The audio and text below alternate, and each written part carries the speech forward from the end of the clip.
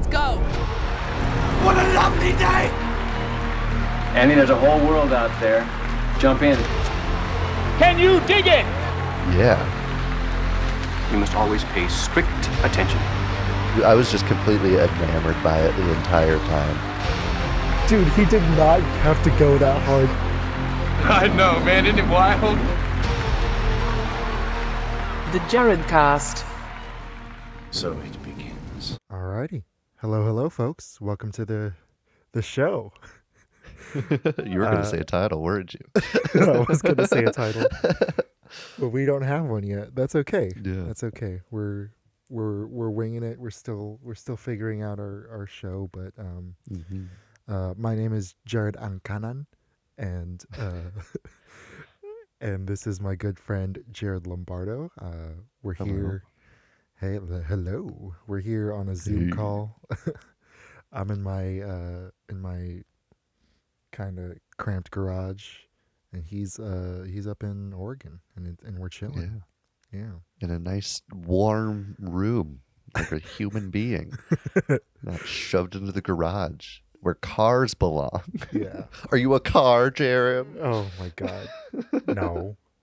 But I do live with 4 noisy Filipino people, so that's just that's just the nature of things today. You gotta make it work. Yeah. Well, again, welcome to the show. We are here to talk about movies. We're here to talk about TV and stuff that we love. We both met at film school and became friends there, and we're still friends and still trying to break ground in the industry, and right now we just want to show you guys and talk to you guys and talk about how stoked we are on the movies that we love and the movies that we, or even the movies that we don't love. We're just stoked about movies. It's also fun to shit on things. Yes, exactly. So we'll be talking about a lot of different projects and a lot of different types of movies and TV on the show. The format of the show is we're basically just going to talk about 2 different movies and why they go well together. And today we're talking about Westerns that aren't really Westerns.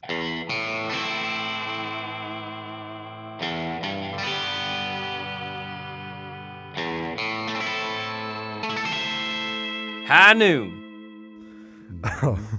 We'll kind of get into why that is later on. And we're going to have some segments. We're going to have some fun guests coming in future episodes. And it's going to be dope. And we're excited. Yeah. And we love you. Can I, well, can I say that? I don't know if I love you yet. I barely know you. Can we say that first episode? Is that too soon? Yeah. Am I coming on too strong? Yeah. I don't know. I'm sorry. No. I think we should have nothing but love. Exactly. That's our new title, Nothing But Love with the Jared. And it's actually a dating show, and all our guests are going to be wooed. Oh my God, yes. Dating in the pandemic. That sounds like fun. Yeah. We should have special like bachelor themed episodes. Oh my where we God, get like 30 women in. I'll host it. They can all try to woo you for your love, because you're definitely more dateable than I am. So I feel like you might as well be the prize. And so we'll do that. I'll be Chris Harrison. Oh my God. Sure. I'm down. Right. I Stay have tuned for next week. Yeah. Well, I have no other way of meeting women, so that works. That works for me. They will all be from the internet. I don't have any friends, so there's still going to be crazy people from Craigslist. Exactly. Alrighty. So today we're going to talk about 2 movies that we watched a long time ago and rewatched for this episode. So I'm very very excited to hear Jared's take on these movies and to just gush about the stuff that I like, man.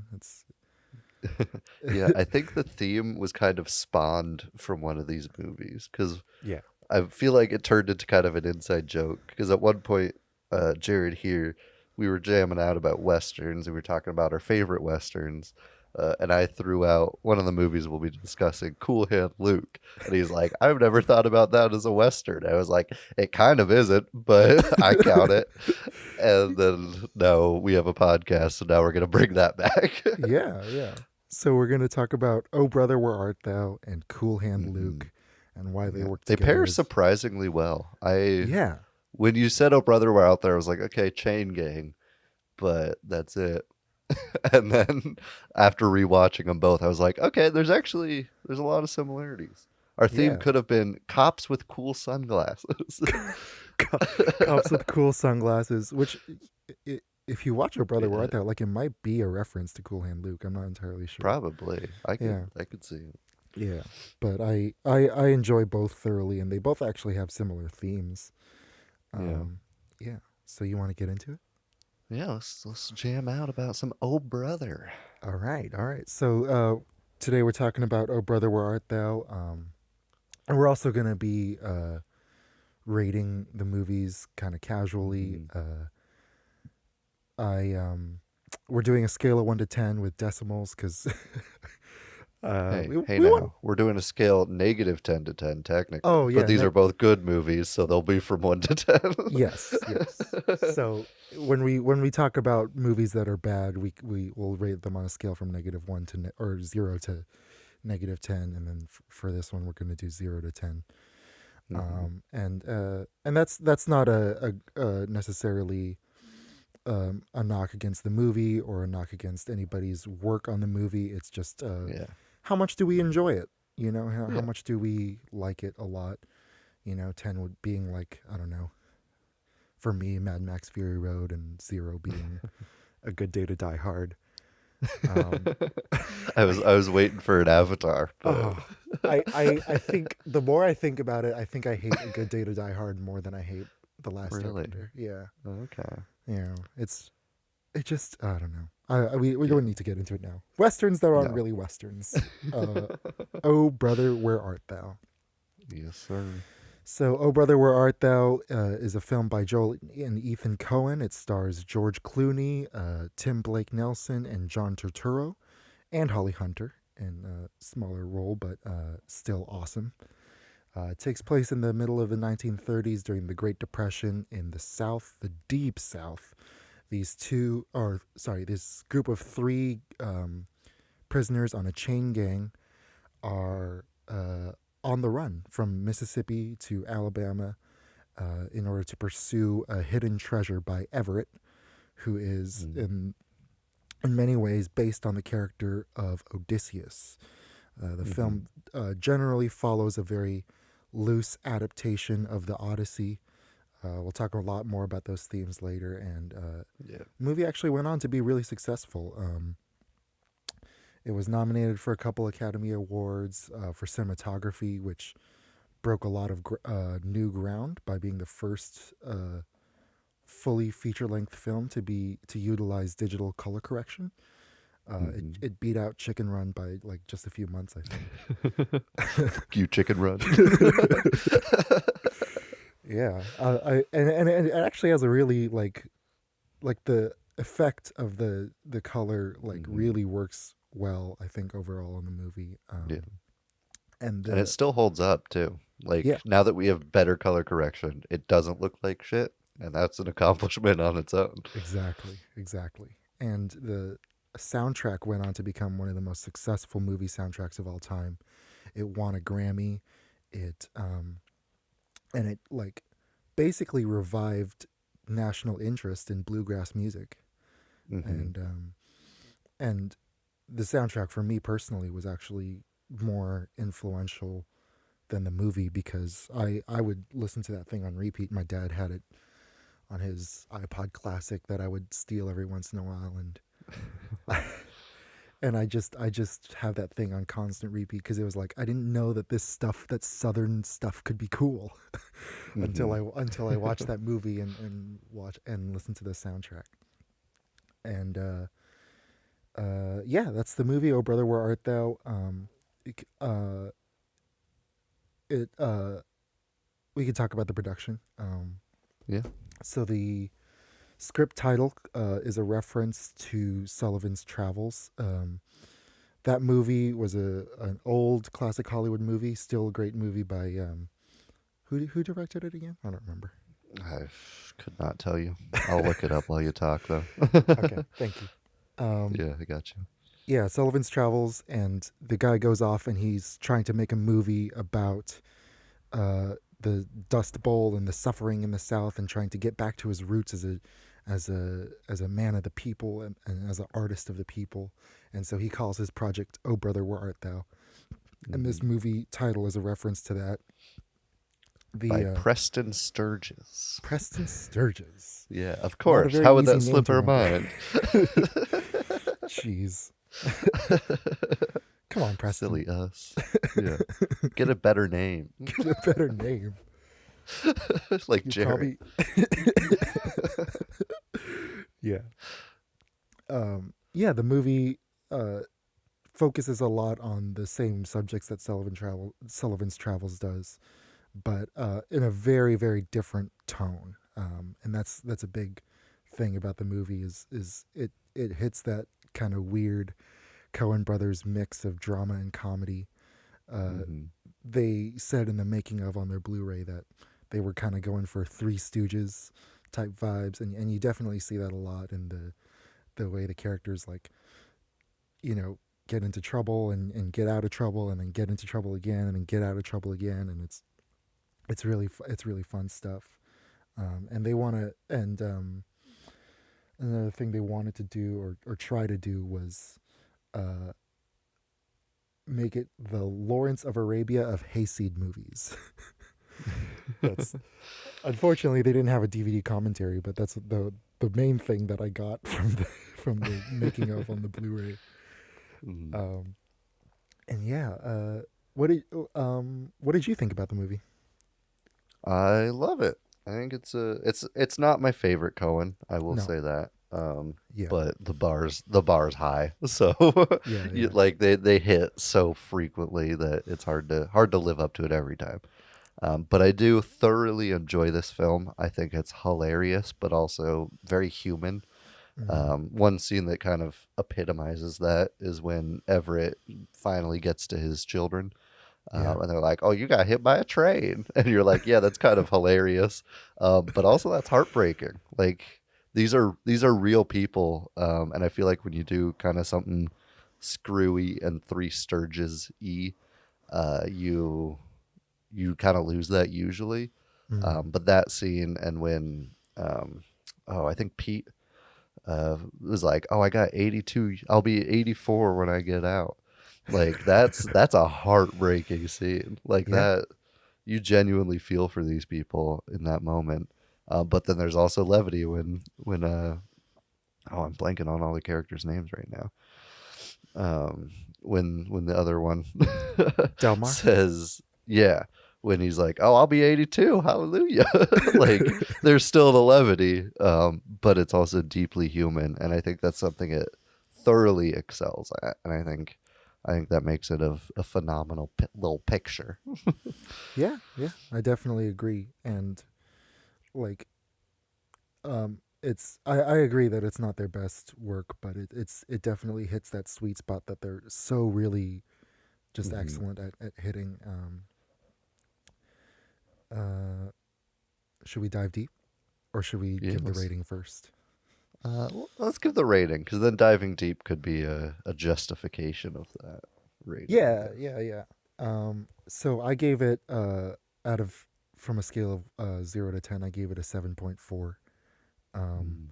Because it is a very formative movie for me, and I hold it dear in my heart.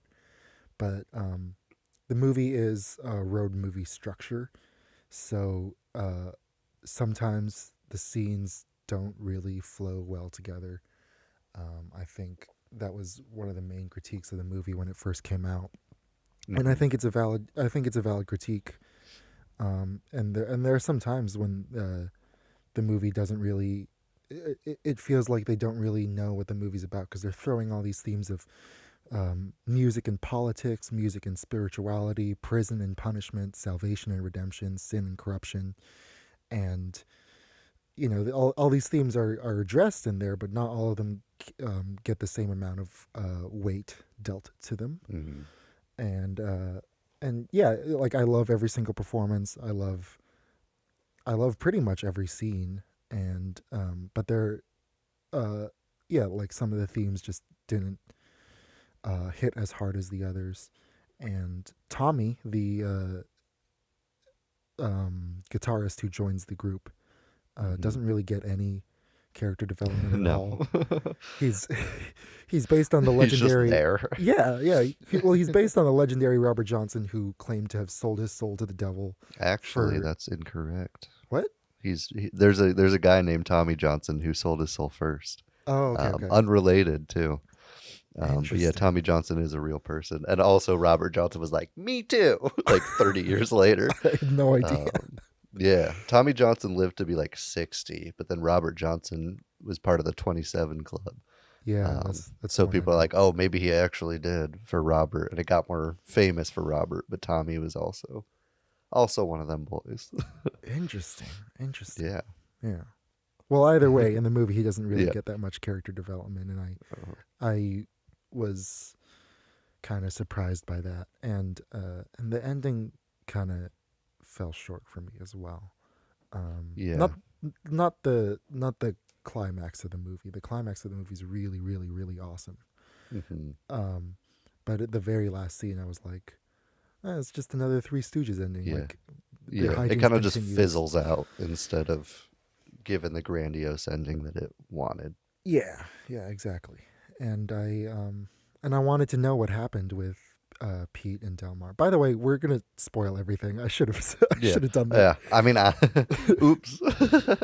Whoopsie. If you didn't catch on that we were gonna spoil the movies we talk about, yeah, we're gonna talk about them. What do you think we're gonna do? Just dance around what happened?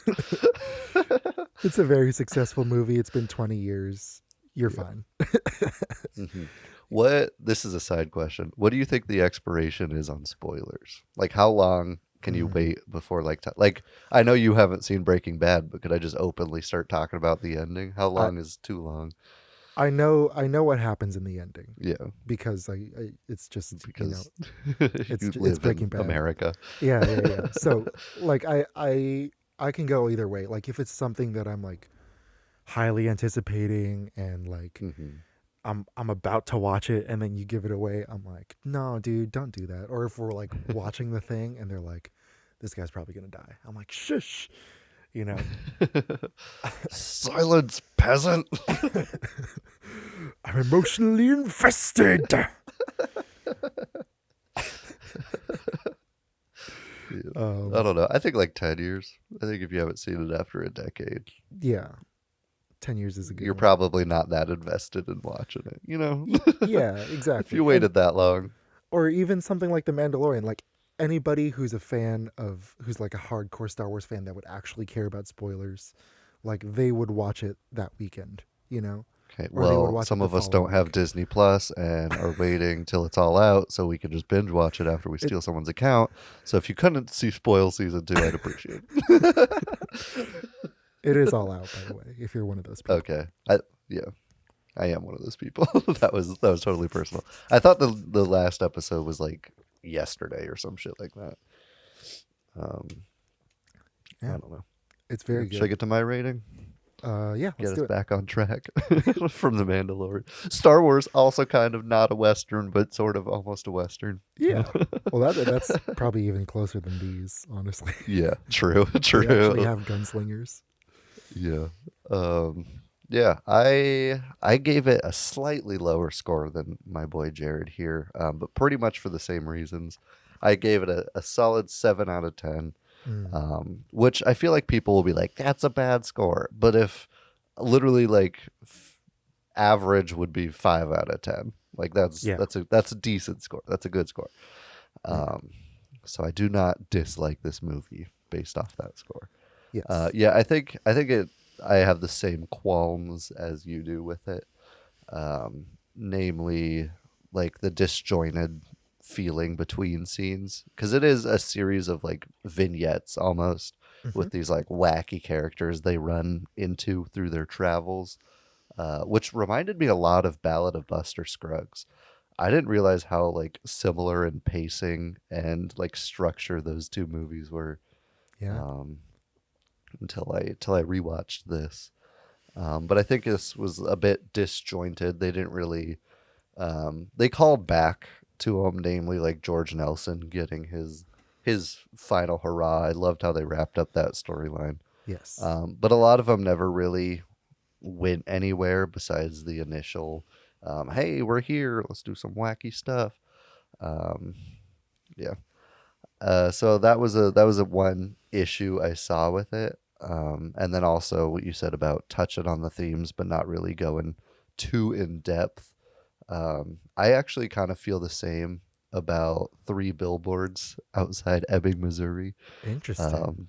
Yeah, and so I kind of call it the Three Billboards effect, because it brought up all these amazing things, and they were so close to nailing it, but they didn't quite get there for me, which is kind of a hot take because people fucking adore that movie. I adore that movie. So we're gonna get some angry letters for that. I still love it. It's a fantastic film, but I don't know.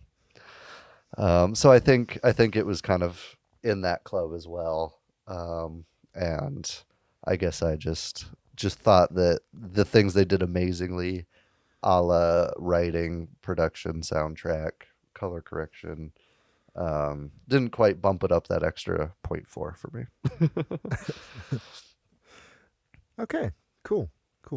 Yeah. What did you think about Deacon's work in the movie?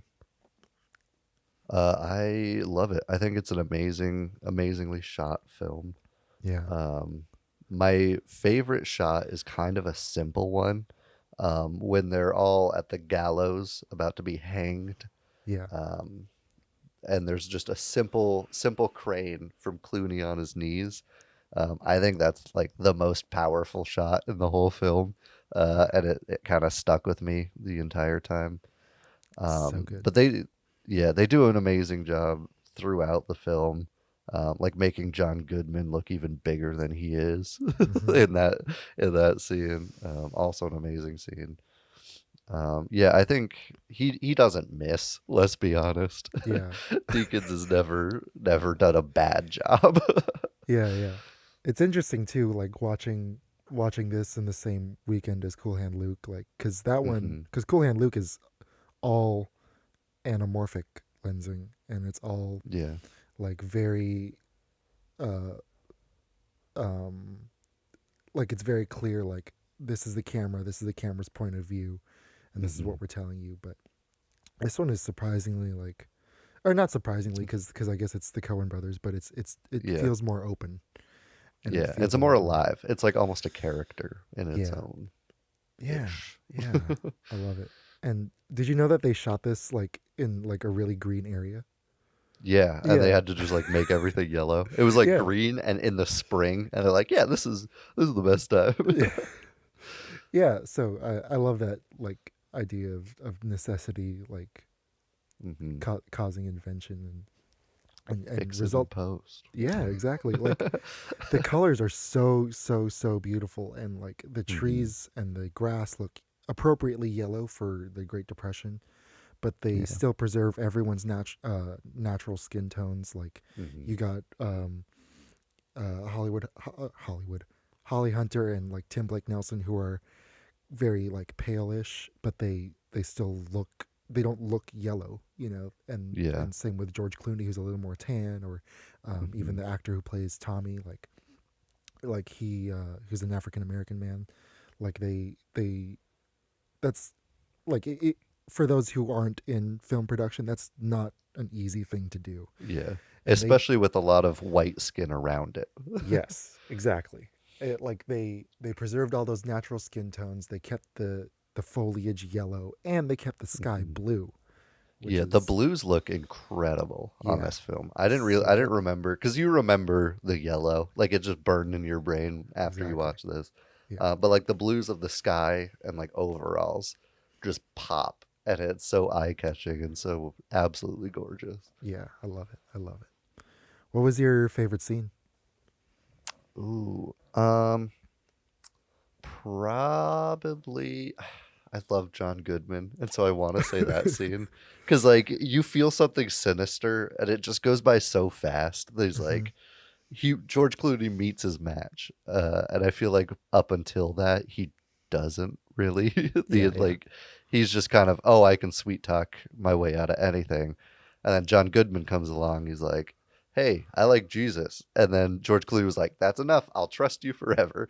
Even though George Clooney isn't a religious man. Right. Um, Well, I think he's yeah, I think he thinks he's like a religious nut hayseed that he can take advantage of.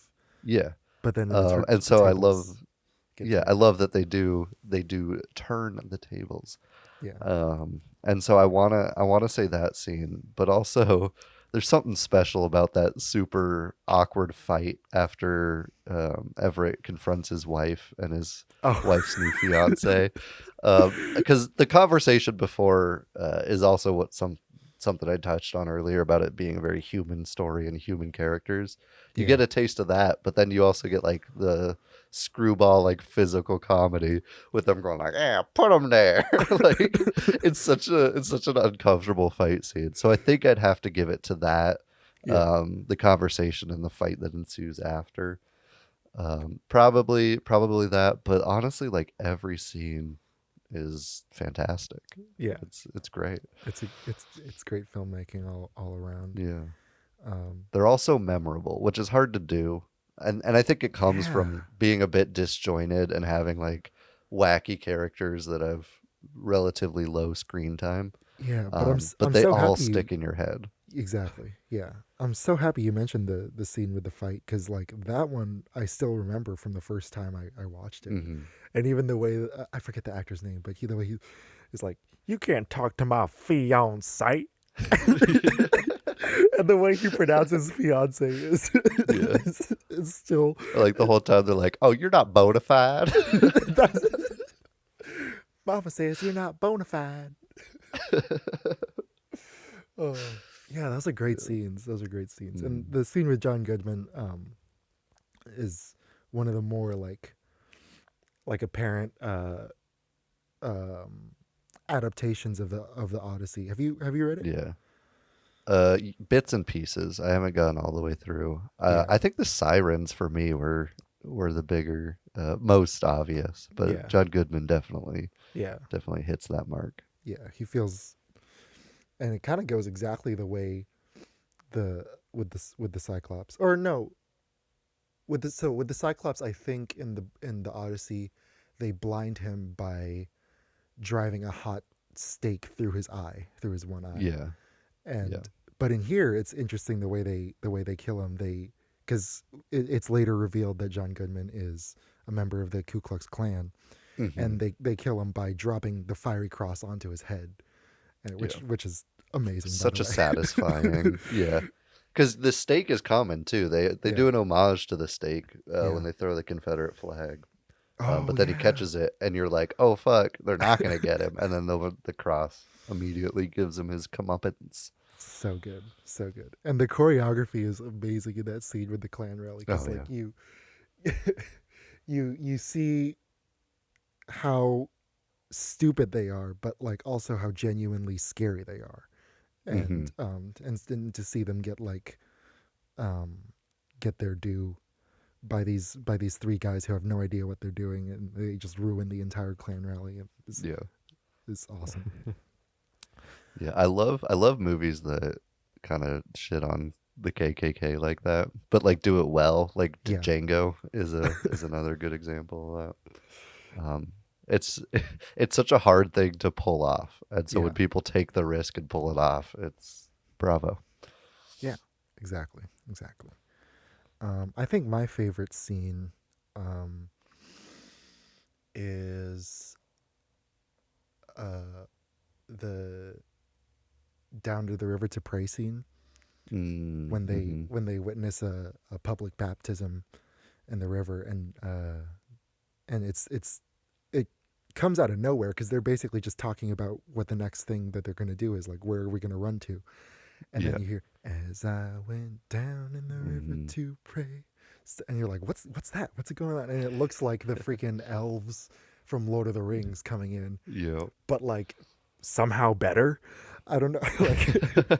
Like they and the scene is kind of half played for laughs and half a genuine salvation scene for Delmar, who, you know, isn't the brightest member of the bunch, but he, like, you don't doubt for a second this is just how good Tim Blake Nelson is and how amazing he's always been throughout his career. But like you genuinely feel like he's turned over a new leaf and he like wants to be a different person. And he's probably my favorite performance in the film, actually. So good because he plays that kind of idiot Southerner, but like you never feel like you're better than him because he's so noble, he's so sweet, and he's so genuinely cares for both Everett and Pete that you and like it also kind of signals or foreshadows Everett's eventual repentance and Pete's eventual repentance in the prison, because Pete does get baptized at the same time, but he doesn't really. Yeah, he doesn't fully believe. Yeah, because he's the one to succumb to the sirens, and tries to have sex with them, but then he ends up in prison and then he repents, which is awesome. And the sound design in that River to Prey scene is fucking phenomenal because so good. You get like the echoing chorus, but it doesn't drown anything out. Like when people are talking, it seamlessly fades in and out. You still hear the environment around, which is super important because it kind of grounds it in reality. It's just impeccable sound design through and through. Yeah. And it's an amazing track to play and listen to. And like, even if you're not religious in any way, like, gospel music just hits like that sometimes. And it slaps. It's a fucking bop, bro. It's a bop. Bops only for Jesus. Bops for Jesus. That's our new album. We're doing Yeah. Bops for Jesus. Yeah, it's going back to the Odyssey stuff. It's interesting because I read in the Wikipedia thing, nobody read the Odyssey on the set of this movie. Really? One person had, and it was Tim Blake Nelson. Everybody else had only read like chunks of it or seen adaptations of it.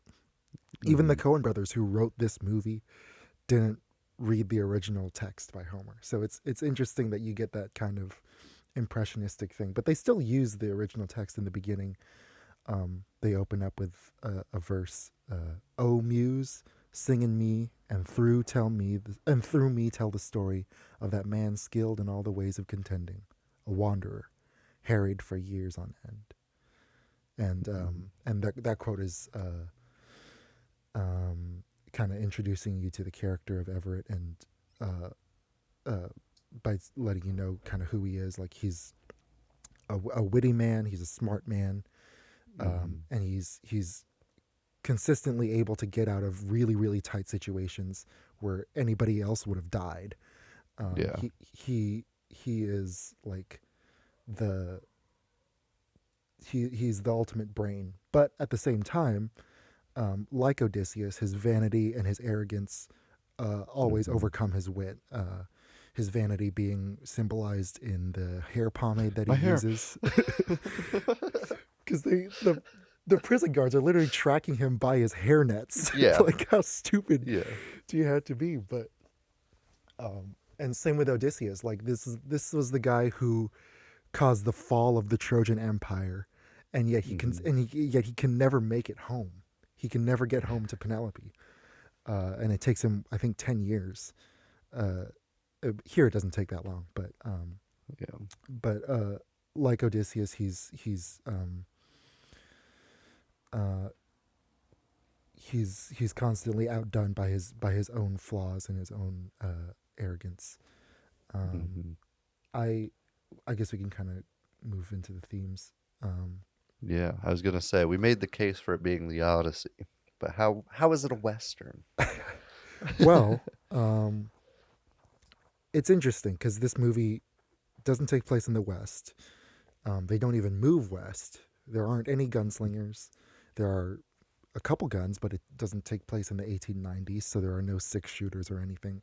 Mm-hmm. It takes place in the 1930s, so there's a lot of Tommy guns. But there's no,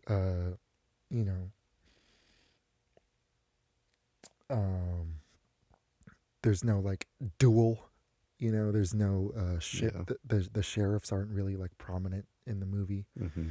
But you do have a bar fight, so you hit that box. You hit the bar fight. But a lot of the themes of the movie have definitely hit the same themes that stereotypical Western might hit, like the idea that it's a period piece, but it's still about something relevant today. The idea that there's a culture conflict, right? So a lot of Westerns are about the conflict between the civilization and the outlaw, and this movie, has that in spades. You got Everett, who, from the beginning, even until the end, like he doesn't feel like he feels like an alien in society, and he's broken out of his chains, but he still feels like a prisoner, and that's the same thing with Odysseus, really. Like I think part of, there's this really awesome interpretation of the Odyssey that I heard in high school. I don't remember who said it, but he said that like the Iliad is about war today. Like it's still it's still about war in general, and the effect that war has on soldiers. And the Odyssey subsequently is about war trauma, and about the idea of like coming home, and like he like even when he arrives home, the hijinks in the end, like he's still in hot water with his wife. Like he's never gonna feel like he's on top of things. He's never gonna hit that point. Like many Westerns, it's also very anti-institution. Throughout the movie, we cut away from the characters to look at the political conflict between someone who's a, quote, reformed politician, and you realize later on in the movie that he's actually the leader of the local, I guess, whatever chapter of the clan. And then you also see that a big part of the movie is music. A big part of the kind of spiritual themes get communicated through music, but a big part of the political propaganda is actually addressed in music as well. They use the "You Are My Sunshine" as like a way of getting people to think of the old times and old time religion and old time society, and in the end, the idea of cleaning up society in the form the reformed politician talks to his audience about cleaning up society by cleaning out criminals, but you realize what he's really talking about is racial cleansing. And so the movie is very, very it makes it very clear that the institutions are bad, and it makes you love the individuals and love the underdogs. And these are values that I think resonated with us in our childhood when we watched Western movies, and I think that's why we carried them into this one, and why a movie like "Oh Brother, Where Art Thou" speaks to us. Yeah. Hell yeah. Yeah. Should we move on into a little list? Sure. A little top 5 list. Yeah. Oh, did you want to talk about the song "Man of Constant Sorrow" or no? Yeah, we can. We don't have to, but No, go for it. I feel like I'm just beating a dead horse about like the movie being about punishment and sin and spirituality, but the most iconic song in the movie is called "Man of Constant Sorrow." Everett sings it in the radio station, and then sings it again when he's trying to win back the Soggy Bottom Boys. Yeah, this is the Soggy Bottom Boys, when he's trying to win back his wife, and I think it's when you guys in the audience watch the movie, pay close attention to the first time that he sings the song and to the second time that he sings the song, because there's a difference in not just the circumstances, but in why Everett sings the song and why what the lyrics mean to him at the time. And yeah, that's Oh Brother, Where Art Thou? Highly, highly, highly recommend all of you watch it. Just because I gave it a 7.4 doesn't mean it's not amazing. It's amazing. Yeah. Anything like a 7 and up is like a top tier movie. Exactly. I feel like. Yeah. They should get nominated. They deserved all the nominations for Academy Awards that they got. Mm-hmm. Yeah. All right. And now we move on to our one and only segment for now, which also doesn't have a title. But we're working on it. We can just call it Top Fives. Yeah, just Top Fives. We're going to give a little... Top Fives! Please go full radio DJ when you edit this. I want air horns. I want some like spinny little fucking New Year's things. I want it all. I thought about ripping sound bites from Fury Road. And putting them in here, like explosions and stuff, and like people screaming. We need just a soundboard on cue. Yes. But we're doing top fives. We'll do a different question each week, but we want to get a little bit personal with this one. So we're gonna go with our top 5 favorite movie experiences. So a time that we were in a theater and really, really had a good and memorable time. Because I feel like a lot of people think that it's such a passive thing, but I have so many that stuck out. Like one that didn't make my list. I had a little honorable mention. It was, the movie, fantastic film, probably a 10 out of 10. Race to Witch Mountain, starring The Rock. Yeah, and Anna Sophia Robb, and I forget the blonde kid's name, the blonde boy. But he's in Hunger Games. Yeah. Bad movie, but not a 10. But I saw it like on my birthday, and it was just a very good and wholesome time. Nice. But that's not on the list, but it's an example of kind of what we're talking about. Oh, okay. Why don't you lead us off with your top 5?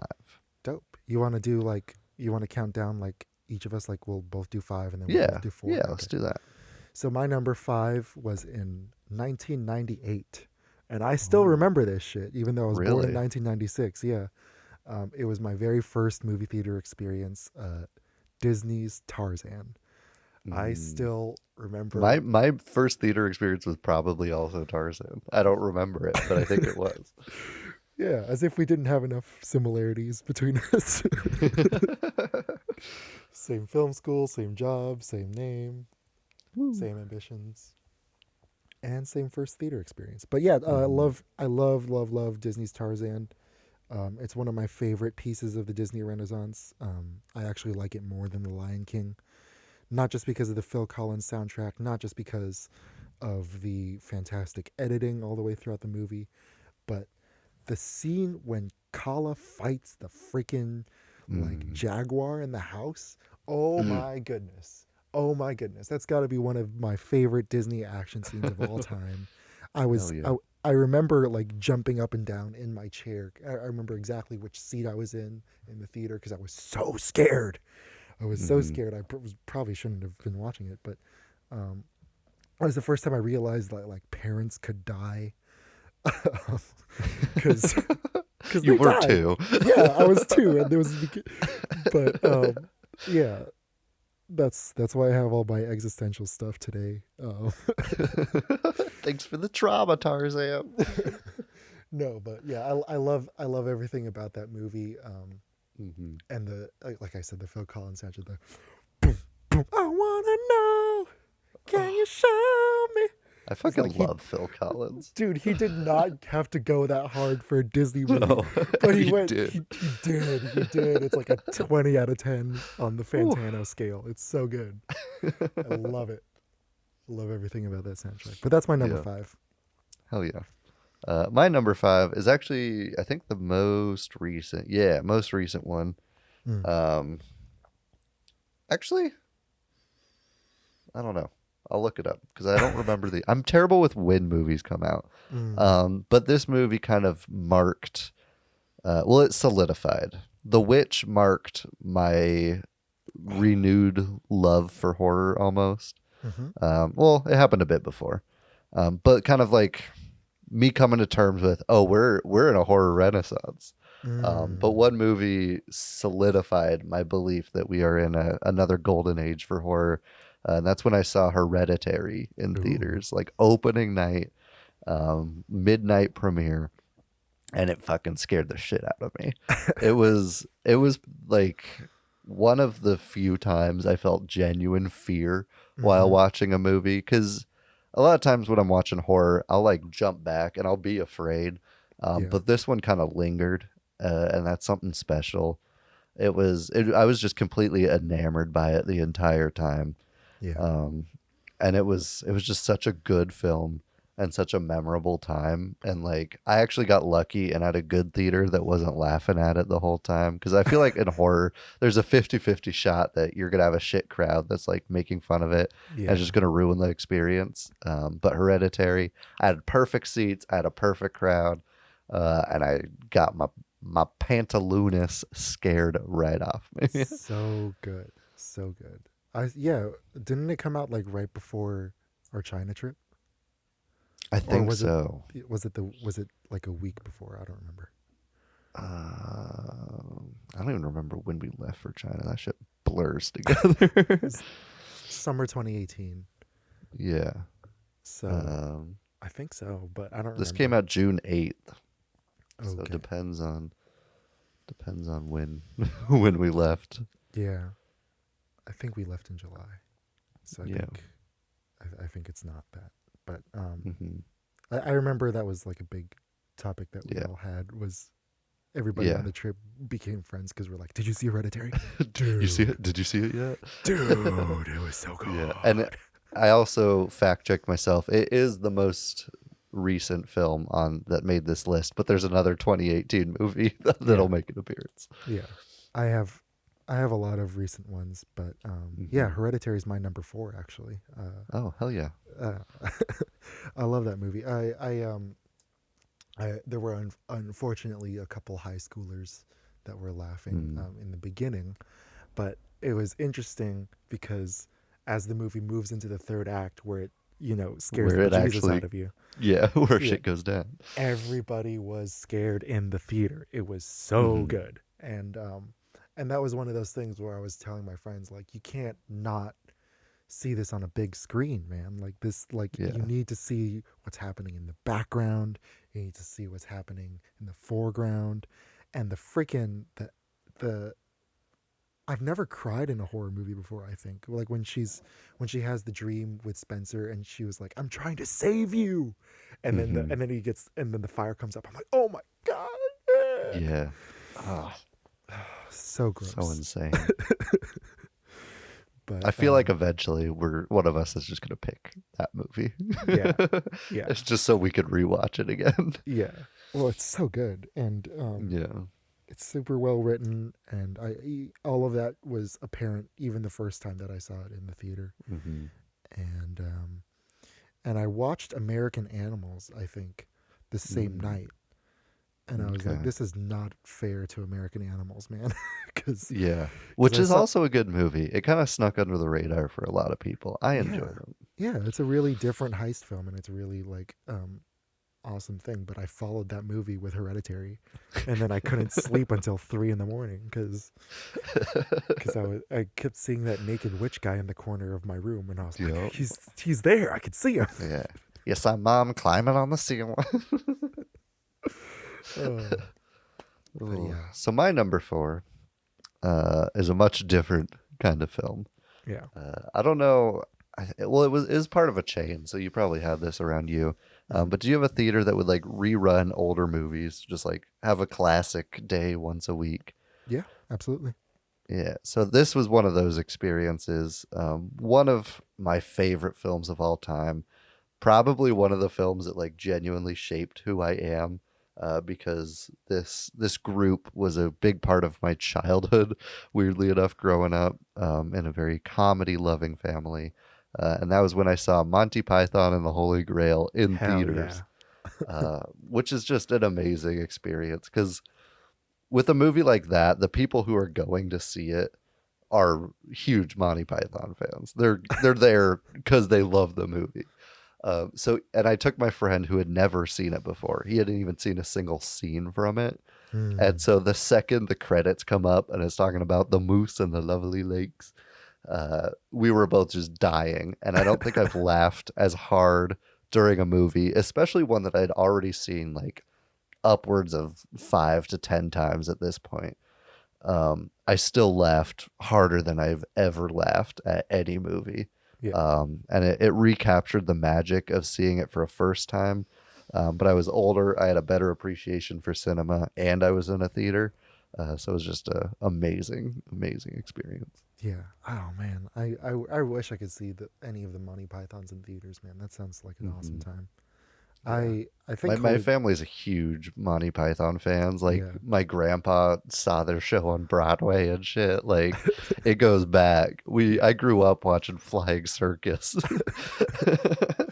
That's awesome. That's awesome. I love Holy Grail. I think it might be my favorite, but I don't know. Life of Brian, just I don't know. I always forget that it's out there, and then I remember. I'm like, oh my god, that was so Yeah, hilarious. you're like, God, it's so good. Yeah, but I love Monty Python and the Holy Grail. My number 3 is very different from that. It's Dread 2012. Have you seen this? Ooh, yeah, that's a Yeah. great movie. It's a fantastic movie. So I watched it on Weird Wednesdays at the Alamo Drafthouse, San Francisco. Ooh, fuck And yeah. every time they do one of those, they pick something that's like a movie that's totally out of the ordinary and kind of just out there. Sorry about the truck. Oh You're wait, good. Hold for truck. hold for truck. Yeah, I love the movie Dread. The guy introed it as such. He said, "Okay, so guys, remember when Avatar came out and everybody was doing 3D? Well, only 3 movies were actually good after Avatar. They actually had good 3D." And he said, Tangled, Dread, and Jackass 3D. And tonight we're gonna watch Dread. And I've never been so stoked to watch a 3D film. I unfortunately missed it upon its initial release, but I saw it in 2018 or maybe early 2019. No, late 2018. Sorry, I saw it in late 2018, and what a gift this movie is, man. To the fans of the Dread comic book, it was amazing because an earlier adaptation of Judge Dredd, the comics, showed Stallone doing the unthinkable, which was take his helmet off because his face was worth so much money at the time. And Carl Urban, despite not being as popular as Stallone at the time, not being as well recognized,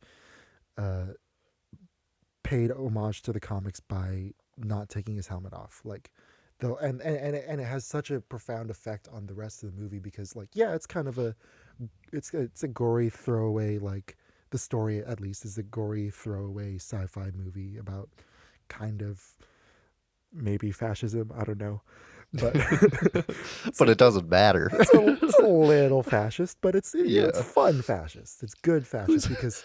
Who doesn't like some good old fun fascism? But like, so the movie's about a drug about stopping a drug dealer who deals a drug called slow-mo, and they take it out of inhalers, and as soon as you inhale it, everything moves at 1/100th of the speed of like normal time. So the slow motion is some of the best in cinematic history, and you're seeing it in 3D. You're seeing people's guts and teeth like flying into your face. It's amazing. It's amazing. And Carl Urban's performance, Lena Headey's performance, super good. And I was gonna say something else about the movie, but I forget.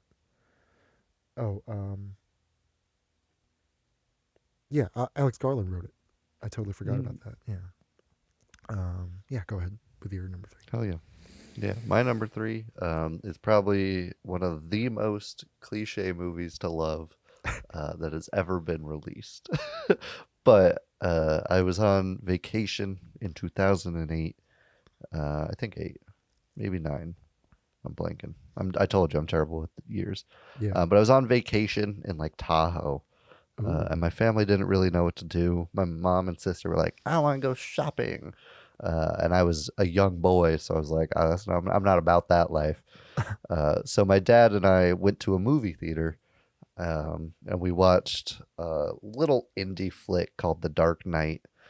And it was honestly like it was just a good, wholesome, like father-son bonding moment. Yeah. I remember walking in and like seeing the posters because the posters for that movie were fucking phenomenal and kind of terrifying for a young lad who's a bit of a wimp. Yeah. And so like we were walking by like rows of posters because it had like just coming out, and I was like, oh man, oh this is gonna be kind of creepy. And then with the first scene of the heist, I was like, this movie's already blowing my mind. And it was just a good like father son family moment, and I will always remember seeing that movie. Hell yeah. Love The Dark Knight. So good. Yeah. What are we on, 2? Yeah. Okay. I can count. Yeah. Oh, I remember. Hey, we have what I film degrees, not fucking math. I remember what I was gonna say about Dredd.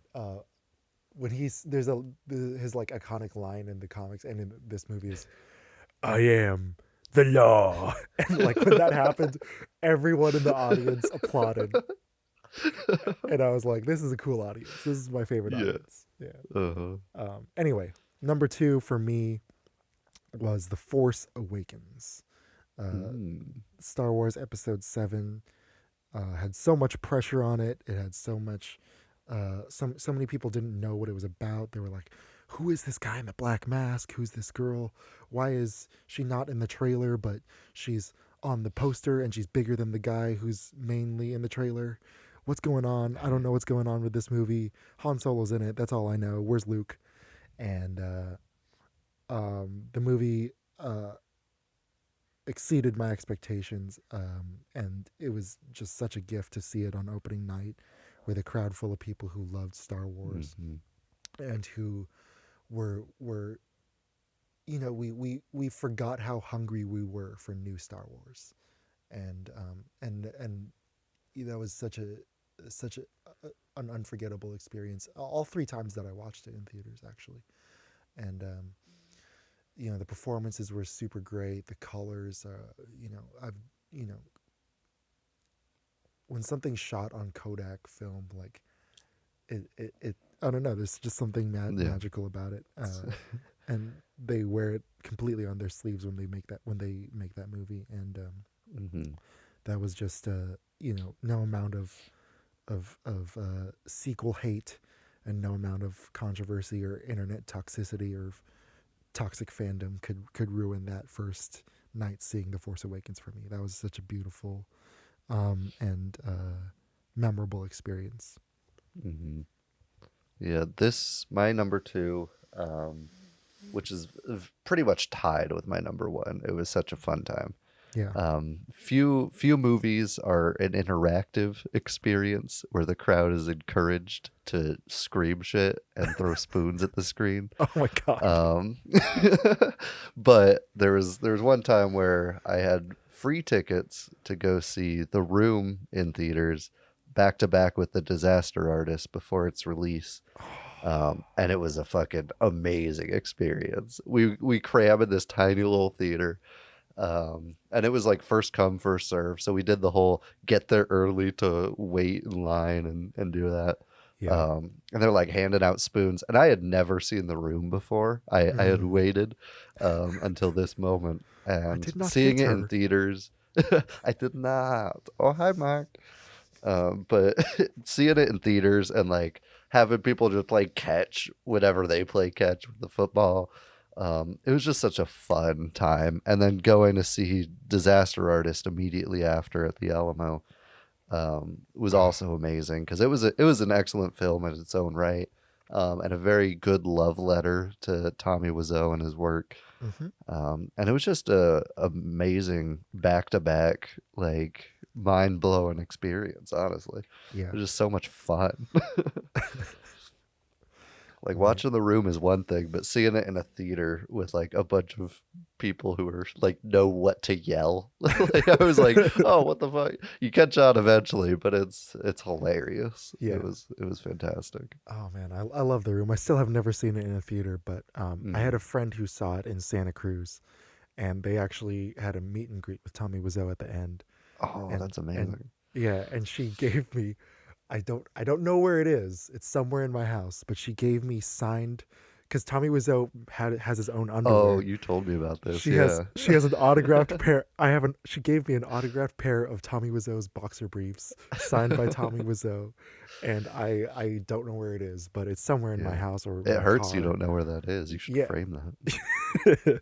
I probably should like get it dry cleaned or something, but because it's been a while. But I've never. We know worn you're it. wearing them right now. I've never worn it. But I should, yeah. Anyway, my number one is probably going to be no surprise to anyone who's listening to this, and I think I already know when it's coming. who knows me. It's Blade Runner 2049, and yeah, we talked earlier about Roger Deakins' cinematography. It's never been better than here in this piece of work. Even 1917, which he also won an Oscar for, like, I don't think it exceeded Blade Runner, just because oh my god, like I don't even know where to begin when I'm ranting about how good this movie is and how good it looks. But even I went with my roommates who I love watching movies with, and they like, they're not even like crazy, cinema people, but they watched it and, like, they still saved their movie tickets from that night because we were looking at each other at the end and we were like, this is something special, like, we're never gonna get this again. And, like, the theater was like 80 to 90% capacity. I was super surprised to hear that it had failed in the box office. But we when I saw it, my theater was like half empty. Oh damn. Yeah, it's criminal, like how badly that movie did in the box office. But I love it, and I still have not rewatched it because I know, I know everything. I still remember everything about it, and I still like know what happens in what order and, like, who the characters are, because it just buried itself in my brain that deeply. Wow. And I'm gonna rewatch it eventually, but I'm kind of waiting for a good price on that 4K Blu-ray before I relive that masterpiece. Yeah, fair enough. My number one might be a bit of a shocker, I guess. Ooh. But I feel like you can relate to this when I say that, like, going to a movie theater is also kind of like therapy. Like, you just, like, zone out and do something you love. Absolutely. And so this was after, for those of you who don't know, Jared and I used to work at Chipotle. Ooh. So this was after, like, a long shift, like one of those where it's like line out the door the entire time. And I was fed up. I was over it. I was having a bad time. So I was like, you know what? I'm going to go watch a movie. We worked at a mall where there was a movie theater in it, so you could kind of just walk upstairs and go see a movie. And A Quiet Place was showing. And if there's any movie that you want to have the theater completely to yourself and be literally the only one in it, it's probably A Quiet Place, because it's such a silent movie. So I had zero popcorn chewing. I had zero kids. I had zero other people. I sat dead center, whole theater to myself in my old Chipotle uniform, and just had an amazing time. Like, it was so therapeutic. It, like, brought my love for cinema, like, flooding to the forefront. And it's such a good movie. And I wouldn't like. I like seeing movies alone. I'm a weirdo like that. Like I'll just go to the theater alone all the time. I almost prefer it than with other people. Yeah. So having the theater to myself for that movie in particular was something that I don't think would ever happen, and I'm probably like one of 4 people in the world who did. So I'm glad that I got that moment. That's awesome, man. Yeah. I have this exact opposite experience with that movie. I saw it with a packed house. But you know what? You know what's crazy is that movie's so good that it shut the bad people up. Like That's good. Like as soon as that kid dies, as soon as the first scene when that kid dies, like Spoiler. first You're 5 minutes, you'll be fine. Yeah. Yeah. It's literally like the first scene. Yeah.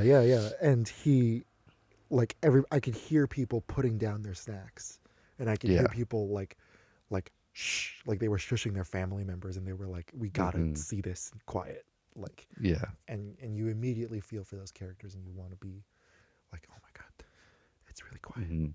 Like, yeah, I love that. Yeah. All right, man. Well, that was our top 5s today. Yes, sir. Went on longer than I thought they would. Yeah. But for those who don't know, we were planning on having the full episode be about an hour. So.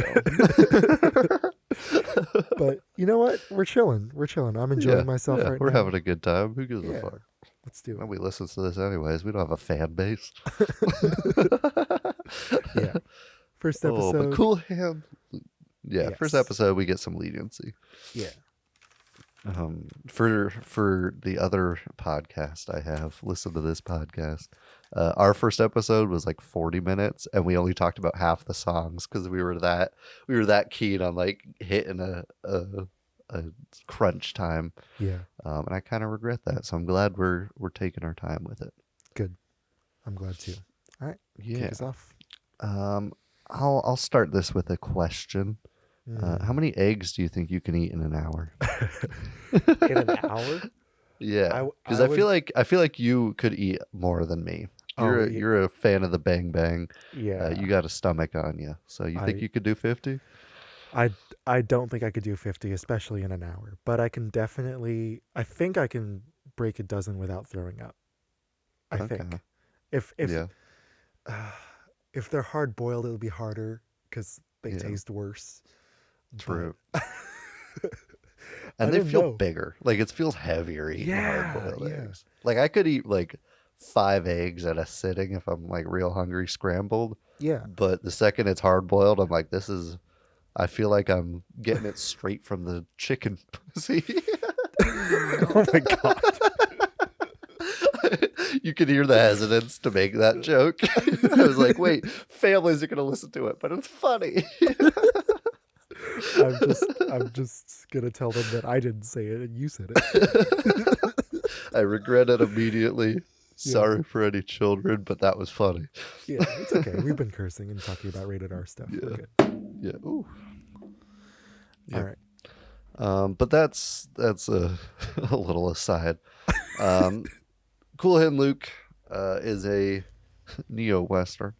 No, it's a crime drama. Let's be honest. It's a crime drama following one Lucas, who gets put into prison for drunkenly taking the heads off of parking meters, which is a hilarious crime. Symbolism. Yeah, fuck the establishment. No, it's about him and his experience in prison and kind of rebelling against that sort of containment the entire time.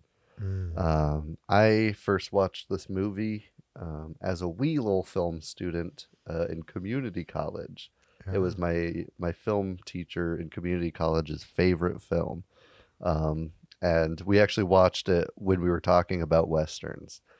We did a whole little lesson on it. We watched like a samurai film because I feel like you can't really go into Westerns without touching on samurai.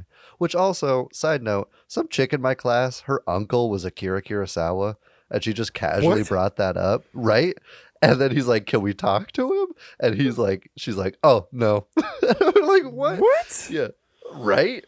She just like transferred from Japan to this random town in the middle of California. Goodness. Yeah, he was just like going through the lectures, like, oh yeah, this guy Akira Kurosawa, one of the greatest of all time. And she's like, that's my uncle. We're like, what? God.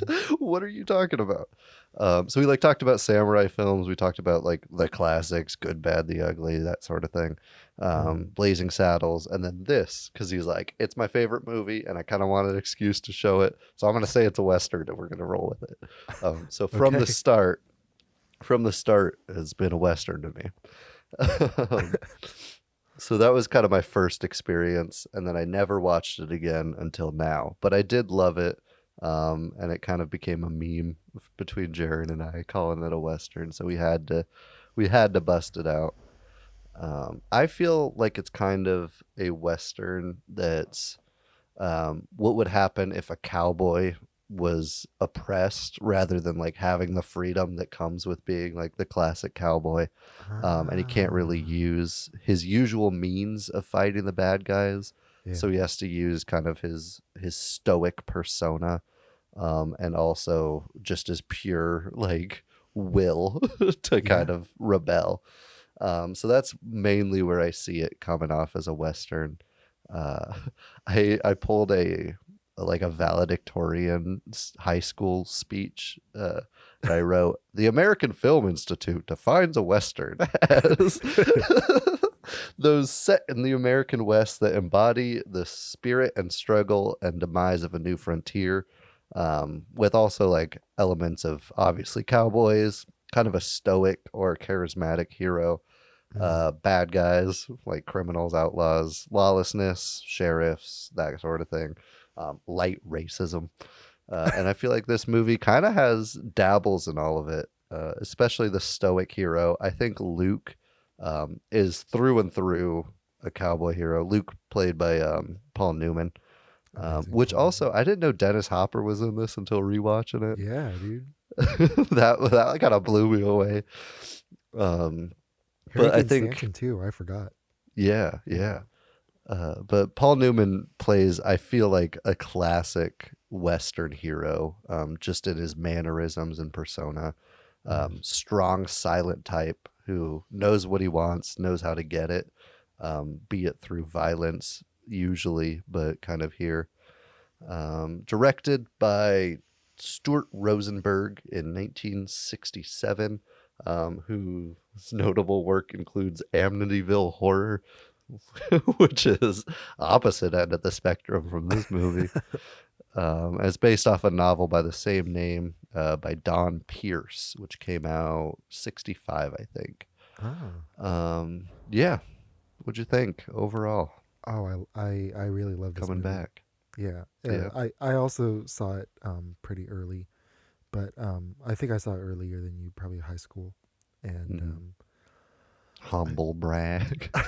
no. I'm just kidding. You saw it a couple years before me. No, but I did see it the same year that I saw Bonnie and Clyde, which was actually released the same year, 1967, and or did you say 66?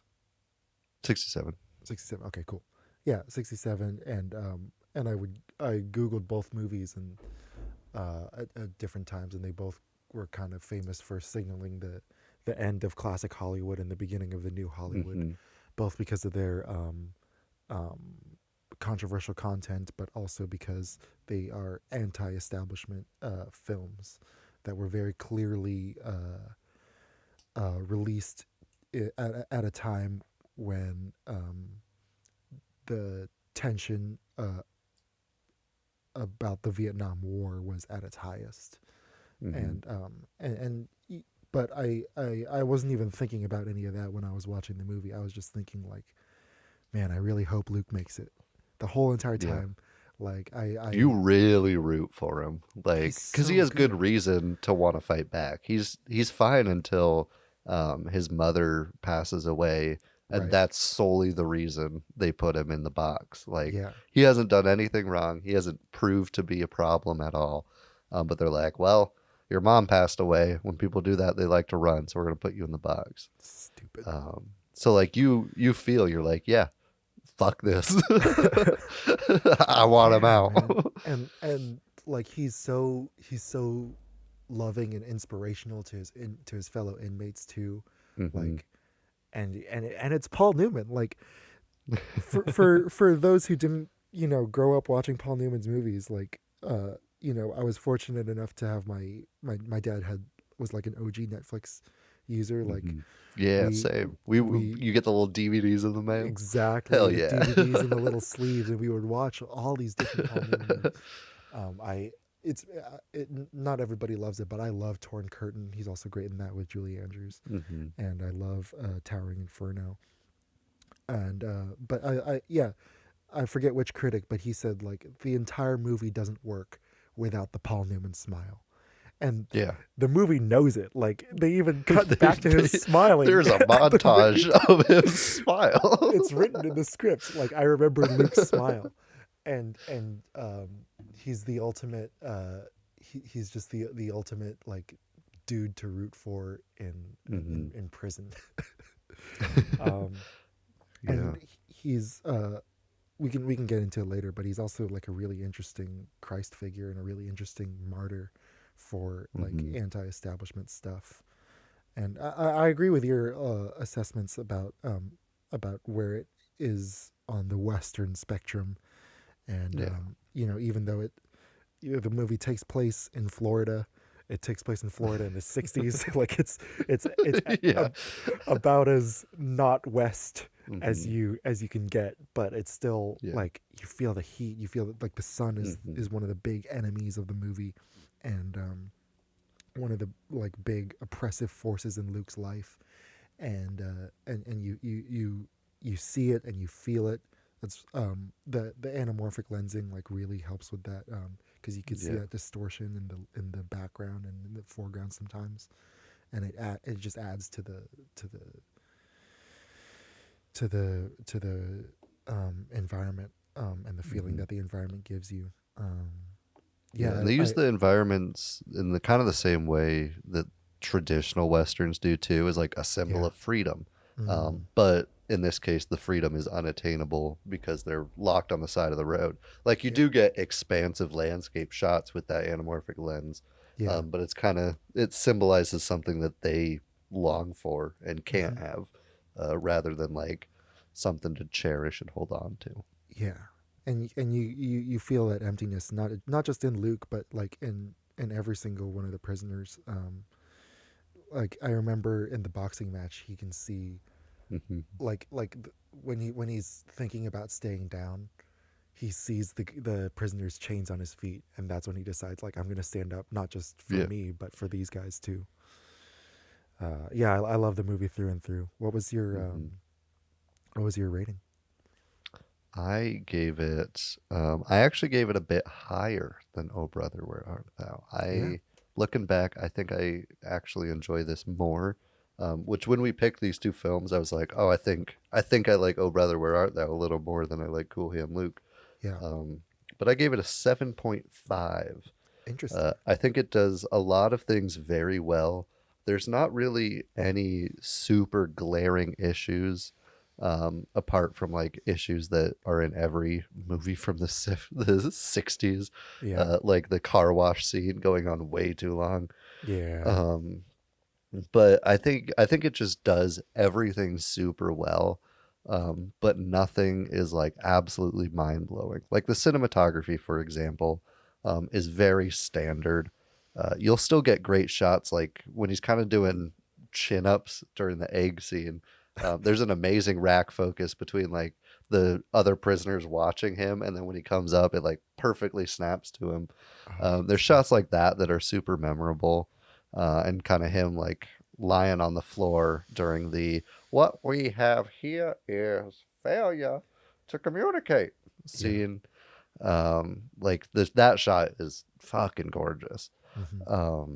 But it's not like mind blowing. You're not blown away by anything in the production here, but it does everything solid. Like it's just a tight, solid script. It's a tight, solid production, but it's not like it's not amazing. Yeah. I What about agree. you? I gave it a 7.9. Mm. And like I agree with everything that you said. But I don't know, like I didn't feel like it's not that it doesn't hold up to like modern times, but I don't think I need a third rewatch, you know? Yeah. Like I feel like I get it, you know? Yeah. And There's not a lot of like hidden nuance that you don't pick up on. yeah. Yeah, there's some like healthy symbol, like a healthy amount of symbolism and really Mhm. awesome like references in the movie, but um like I feel like again after your second time watching it, like you pretty much get it. And Yeah. I think rewatchability is a big factor in the things that I would give a 9 or a 10. Mhm. So so I that was basically my only thing, was like it's um it does everything that it needs to do right, and it feels really good. But yeah, there's no scene like the down to the river to pray scene where like I'm just like Mhm. completely taken aback, and like I'm like, majesty. Yeah. You know, there's the I guess Do you have a favorite scene? uh I don't want to. I kind of interrupted you there, but no, you're good. You're good. I love it. I love I love the boxing it's down scene. to the river to pray scene. We're still No, on Oh Brother. no. I love that scene, and I love God bless Harry Dean Stanton, man, because he's he he's given perfect performances throughout his entire career, and he Mhm. passed away recently, but just what an amazing performer. He always plays the side character, but he always plays them perfectly. And even when he's the protagonist, like in Paris, Texas, like he's every single beat is perfect. So I love right after Luke's mom passes away, or Luke knows that he's seeing his mom for the last time, Mhm. and Harry Dean Stanton sings, or the character's name is Tramp. They all, which is interesting, they all have nicknames except for Yeah. Luke. He's the only one that keeps his original name in his. Well, In his he's given Cool Hand Luke as a nickname, but right, but it's still his name. yeah, exactly. And Tramp sings "Just a Closer Walk with Thee," which is an old gospel tune, and it's the lyrics of which are about yearning for God, and that's kind of the central question at the in Luke's mind, is like uh, where is God in all this, and Yeah. he has this big confrontation with God right before the ending of the movie, and this song not just foreshadows that, but it also uh, um, is he's it's really beautifully sung. It's really beautifully played, and the timing of it works amazingly hmm with Paul Newman's performance in that scene. So I really love that. And so that would probably be my first one. My second one would be the boxing, and then third favorite would probably be when they're tarring the road, and Mm. and Luke encourages all the inmates to finish it quickly. The good wholesome moment. Yeah, and that scene was actually the source of controversy because people stole the music for commercials and stuff. hmm But just the scene, like intrinsically, it's about Luke bringing inspiration to meaningless work, and defiance of authority, and um, uh, like standing up for what you believe in, what yourself and what you and who you are. Like, it doesn't always just mean like refusing to do what they say. Like, what he does is amazing because he's doing what they want him to do, but he's doing it in a way that's inspirational and cathartic and hmm fun. And Yeah. And the guards can't stop them because they're following orders. Yeah. Yeah. I love that scene because you also fear for them. You're like, Yeah. yeah, you're doing what you want, but like you're so afraid of the man with no eyes Mm. that that like you fear. You're like, oh, there's gonna be some sort of reprehension for this. Yeah. So like I feel like that kind of also speaks to the power they give the sheriffs and the bosses. Yeah. And going on the scene with the mother, I love the mother character. She's in it very briefly. She's not even really mentioned before, but she still feels like a fully fledged out character when she's there. Like Exactly. you see her, you see Luke in her as well. And it's just like such a good moment. You get their relationship immediately. You feel like the love but also kind of distance between them, and it's so well done for just being there and then she's gone forever. Right. So I really love that scene. My favorite is probably the boxing scene. Yeah. I think it's the most important scene in the film, if that's a fair thing to make, I agree. because it comes fairly early in the film. You fully get his desire to like keep going no matter what, even if Yeah. he could potentially die. So you see that aspect of him, which is obviously like an important one. It kind of drives the entire plot of the film. But you also see that symbolism with the prisoner in chains. So you get like he's a part of this community despite just arriving. And he has a line in there where the guy's fighting says, "You got to stay down, Luke," and he says, "You're gonna have to kill me." Yeah. I wrote And that down that's too. yeah, and that's like the film in a nutshell, Yeah. is that interaction right there. And ultimately, the boss does kill him to keep him down. But I think that would be my favorite.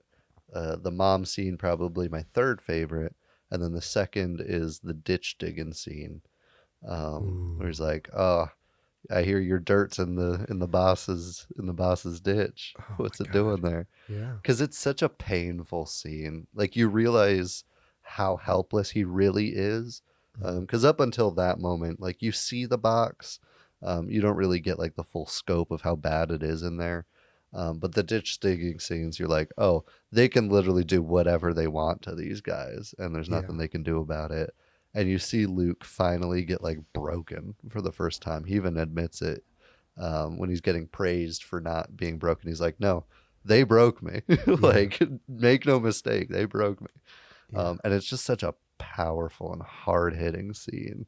And Oh it's my hard to God. Yeah. watch. It's probably harder to watch than any of the labor or him in the box. I Yeah, agree. I think it hurts. Yeah. I love what you said about that scene and about the presence of the guards and the authorities. Like a huge portion of the movie is dedicated to like talking about, or I guess like showing us about like punishment and the deconstruction of the individual. You know, they all have to, when they do roll calls, they don't call their names, they don't call their nicknames, it's just their numbers. You know, Yeah. and the idea that like you have to ask permission to walk to the other side of a truck to hug your mom goodbye. Like, Yeah. Or that's, even like take your shirt off. Like yeah, that like, shouldn't oh be a my very goodness. that should just be an automatic thing, but they're like taking it off here, boss. Yeah, like, It's and yeah. like it really makes you think about like what it must be like in a prison like that. You know, like there are other great prison movies, obviously, but this one has that extra flavor of like you feel the pressure that they feel. You know, Yeah. and I think the director like actually like took steps to make sure that the cast members felt that way, not like in an inhumane way, but He locked them in cages.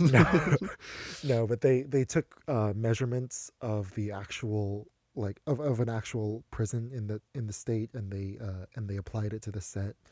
And they also like said that none of the cast members were allowed to have their wives like stay with them in their while they were shooting. And you feel that loneliness, and you feel that deprivation in all of them, I think. Yeah, yeah, totally. What did you think of the poker scene? Because I feel like that's also another important early signifier of him. And also, I know you like poker scenes in movies. I know you're a fan. Yeah, I don't remember.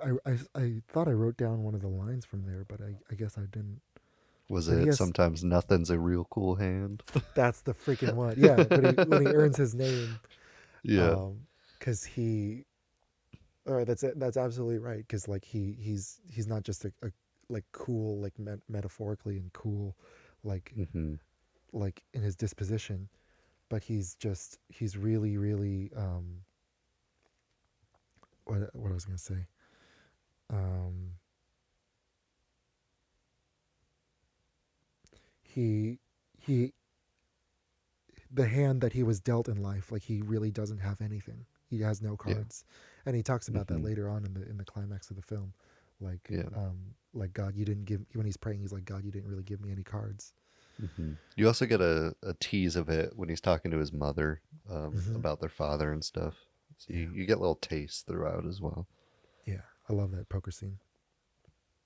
It's amazing. I think it's so well done. Because you also see Dragline kind of switch sides because he's super against Luke. He's very anti. I don't like this new guy trying to show me up. Yeah. But then he realizes like, oh, this guy can hold his own. That and the boxing scene. It's Hmm. like this guy can hold his own. He's not out to get me. He's not trying to take my authority in this. He's just a genuinely good guy who like unifies everybody.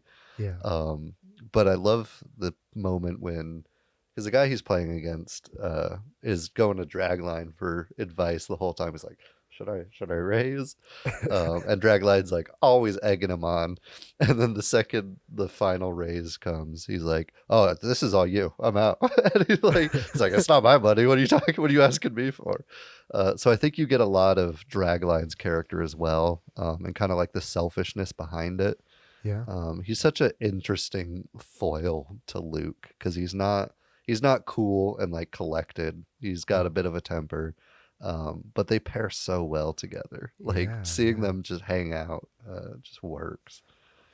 Yeah, I love it, and obviously the heart of the movie is Paul Newman's performance, but George Kennedy as Hmm. Dragline is so good, and you get the feeling like, oh, this guy's a bully, but in the beginning, but then the more you get to know him, you're like, oh, this guy is just he might have been Luke 10 years Hmm. ago, but he's been so broken by the prison, and that he's put himself in this weird position where he thinks he's a leader, and he thinks he's an underboss, and Luke calls him out on it, and that's why they fight, is because he's like you're just another boss. And he's like, I love that, like you said, like he's an excellent foil for Luke, and he comes to this realization that he has a lot to learn from Luke, Hmm. and from the way that Luke stands up for everybody, literally. Yeah, Yeah. yeah. I think that's kind of where the film excels most is each and every scene you learn something about a character and like what they want and like what they need. Yeah. Like even the car wash scene, as gratuitous and like long as it is, um, everybody's gawking, everybody's going for it, except for Luke. Luke is literally just doing his work the whole time. So you even learn that like Luke doesn't quite fit in with this crowd. Yeah. Um, it kind of sucks that it's literally like the only time a woman's on the screen besides his mom. Yeah. Yeah. But I mean, male prison. What do you kind of expect? Yeah. Um, but yeah, I think there's no scene that doesn't serve a purpose, and that's not always easy to do. Yeah. I agree. It's it's I was very pleased with how well it held up to Yeah, yeah, to today's movies even. It's kind of like 12 Angry Men. Sometimes people just talking can, if you do the simple things well, it'll last a lifetime. Yeah. Yeah. I think we've reached long enough of an episode. We could probably keep talking about Cool Hand Luke for another 3 hours. Oh yeah, dude. Or any of these movies. We only barely talked about the soundtrack and about Luke as a Christ figure, but Yeah. We can I- touch on it more if you want, but we're at an hour and a half, so I figure. Yeah, we're good. I think people are if whoever's listening, you should be stoked about these movies by now. Yeah, thank you first of all, and you should be stoked about these movies by now. Please go check them out. Yes. They're so good, and they work together well as a pair. I think. Yeah, better than I expected. Because obviously, Oh Brother, Where Art Thou? A lot more levity, a lot more comedy. Right. And this one's a bit on the heavier side, I think.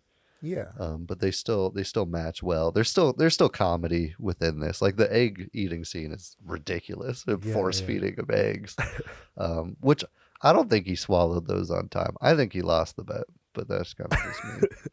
He didn't open his mouth until after the count. That's suspicious. Hot take by Jared L. Yeah. Oh, but tune in next week, I guess. Like, we'll be releasing these back to back. So tune in next week for another hot take by Jared. Yeah. I also appreciate the fact that, like, when you watch them together, you think about the themes more, like the themes feel more acute and they feel like sharper, right? Because one is, Oh Brother, Where Art Thou? A lot of it is about self-punishment, and a lot of it is about like Everett still feeling like a prisoner even when he's broken out of prison, and then the other one is about refusing to be a prisoner, of the mind. Refusing to even be a prisoner. And I think having both together really makes you think about Western movies differently, and makes you think about the other movie that it's paired with differently. So I think we did good with this round. I'm excited to talk about something else next week. Yeah, man, I'm excited too. You got anything to plug? Not really. I mean, I already pointed out, listen to this podcast. I have another one. If you like what you hear here, you like music, go check that out. There's an episode with Jared. We did a little fantasy draft. You can start out there if you like the vibe. Yeah. Check that out, I guess. Yeah. And you can you can follow us both on Instagram. I'm at Jared the Bold. That's JaredThebold. And we'll be announcing more stuff about the show there. Yeah. I'm sure eventually, once we actually figure shit out. We were just so excited to talk about stuff. So sorry if this was a bit scuffed. But we'll probably eventually have an Instagram for this podcast in particular. And we'll let you guys know when that happens. Of course. Because we want to hear your guys' opinions. Yeah, man. Thoughts on these movies. All right. On that note, I'll see you next week. See you next week, guys. Goodbye. We love you. Watch Oh Brother, Where Art Thou? Watch Cool Hand Luke. I love you more than he does. Alrighty.